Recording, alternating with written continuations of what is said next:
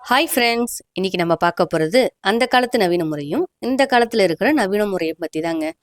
ஒரு காலத்தில் ஒரு ஊருக்கு காலையில் ஒரு பேருந்து, மாலையில் ஒரு பேருந்து தான். சில ஊர்களில் ஒரு நாளைக்கு ஒரு பேருந்து மட்டும். அதே பேருந்து போய் திரும்பி மீண்டும் அதே பேருந்து வந்து சேரும். அந்த நாட்களில் குதிரை வண்டி, மாட்டு வண்டி தான் பொதுவான பயணம். ஸ்கூல் முடிந்து மாட்டு வண்டியில் வீடு வந்து அவசரத்தில் இறங்கி ஓடும்போது டிஃபன் பாக்ஸை வண்டியிலேயே மறந்துவிடும் குழந்தை பருவ நினைவுகள் இன்னும் மனதில் நிற்கின்றன.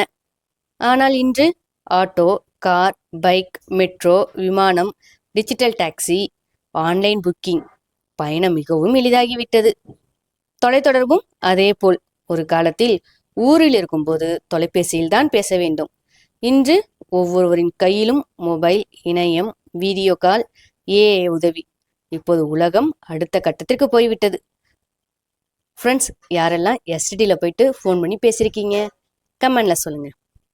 AI automation, e-commerce, logistics, delivery, digital marketing, online, wholesale, smart trending போன்ற பிஸ்னஸ்கள் வேகமாக வளர்ந்து வருகின்றன.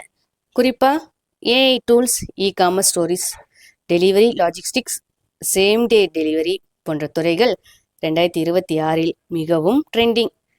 நேற்று மாட்டு வண்டி காலம், இன்று ஆட்டோமேஷன் காலம், நாளை ஏஐ பிஸ்னஸ் காலம். காலம் மாறுகிறது, அதோடு நம்ம பிஸ்னஸ் ட்ரெண்ட் திங்கிங்கும் மாற வேண்டும். மாறுபவர்கள் தான் வளர்ச்சி அடைவார்கள். ஃப்ரெண்ட்ஸ், யாரெல்லாம் மாட்டு வண்டியில் போன அனுபவம் இருக்கு, கமெண்ட் பண்ணுங்க. இது போன்ற தகவல்களை பெற குருலட்சுமி சேனலை சப்ஸ்கிரைப் பண்ணுங்க. சப்ஸ்கிரைப் பண்ண அனைவருக்கும் மனமார்ந்த நன்றி. தேங்க்யூ. பாய்.